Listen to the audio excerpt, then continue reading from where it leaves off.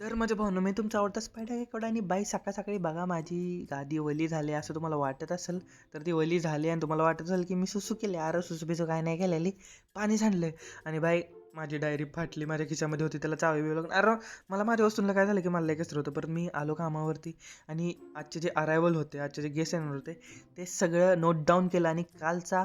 जी चिठ्ठी होती ती अशी गुंडाळून बिंडाळून फेकून दिली and this is our housekeeping staff भाई चांगला पोरगा आहे तो. नंतर मग मी फोन लावायला सुरुवात केली की भाई नाश्त्यासाठी काय ऑर्डर बिर्डर आहे का नाही आणि परत मी युटिलायझेशन केलं की कोणाला कुठली रूम द्यायचे आणि आज एका गेस्टचं चेकआउट झालं ना मग त्यांचे 23,000 जमा झालेत. बाकी मी हँडग्रिप बिनग्रिप केलं आणि नंतर मी गेलो मला खूप म्हणजे भूक लागलेली मग नाश्ता विचारला मग त्या काकू मला बोलल्या बाळा तू इथंच थांबशील का मी बोललो का तर त्या बोलल्या की आमच्या मुलासारखं वगैरे भाई एवढं भारी वाटलं मला ऐकून. परत मग मी हाऊसकीपिंगच्या स्टाफवरती लक्ष द्यायला गेलो भाई रूम वगैरे सगळ्या नीट झालेत का नाही. परत हे बघा हे पण काम आपलं आहे की बाबा एखादी चुकून वगैरे काय बेडशीट वगैरे नीट नाही राहिली तर मग ती नीट करायची. आणि एक गेस्ट आले होते त्यांची वेगळी रूम होती पण म्हणजे खूप लवकर आलं होतं मग त्यांना दुसरी रूम होती ती अवेलेबल होती ती देऊन टाकली. तर मी जेवण वगैरे केलं आणि भाई बोललो ना हॉटेल लाईनचं बघा आता मला जी रूम दिलेली ती माझ्याकडून काढून घेतली मला नच सांगतात. मग मला खाली शिफ्ट केलं आणि बघा